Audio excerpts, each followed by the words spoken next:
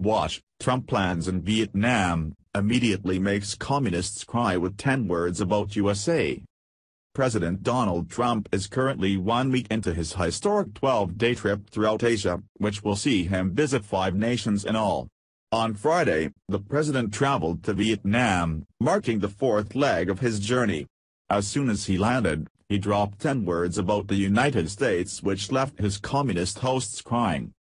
At the Asia-Pacific Economic Cooperation Summit in Da Nang, Vietnam, on Friday, Trump did not mince words as he unleashed a strong message for the Asian world, saying that we are not going to let the U.S. be taken advantage of any longer, which was allowed when his predecessor was in office.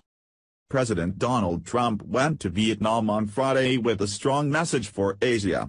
The United States won't be taken advantage of anymore. The president told the attendees of the Asia-Pacific Economic Cooperation Summit that he does not blame China, at the event in Da Nang, Vietnam. After all, who can blame a country for being able to take advantage of another country for the benefit of its citizens? I give China great credit, Trump said. I do not blame China or any other country, of which there are many, for taking advantage of the U.S. on trade. If the representatives are able to get away with it, then they're just doing their jobs, he declared. We are not going to let the United States be taken advantage of anymore, added Trump, according to CNN. I am always going to put America first, the same way I expect all of you in this room to put your countries first.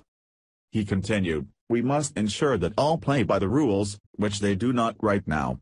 Those who do will be our closest partners. Those who do not can be certain that the United States will no longer turn a blind eye to violations, cheating or economic aggression. Those days are over. We will no longer tolerate the audacious theft of intellectual property, Trump said.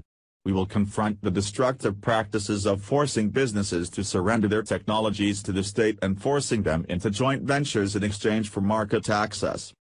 Trump echoed the same sentiment via Twitter on Thursday night, saying, I don't blame China, I blame the incompetence of past admins for allowing China to take advantage of the U.S. on trade leading up to a point where the U.S. is losing $100s of billions.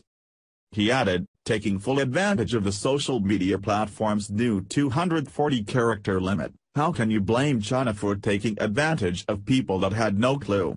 I would have done same. Indeed, this seemed to be a precursor to his speech on Friday.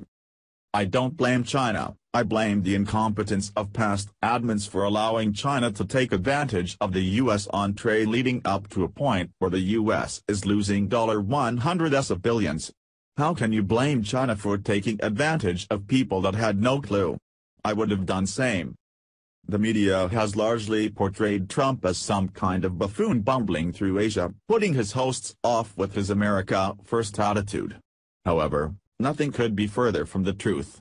In fact, in every country which the president has visited thus far, leaders have rolled out the red carpet to welcome him and bestowed honors upon him which no other president has ever been given.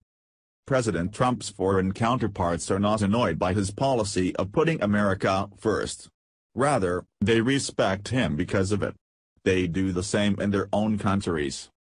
Thanks to President Donald Trump's America First initiative, the United States is once again respected on the world stage as the greatest superpower on earth.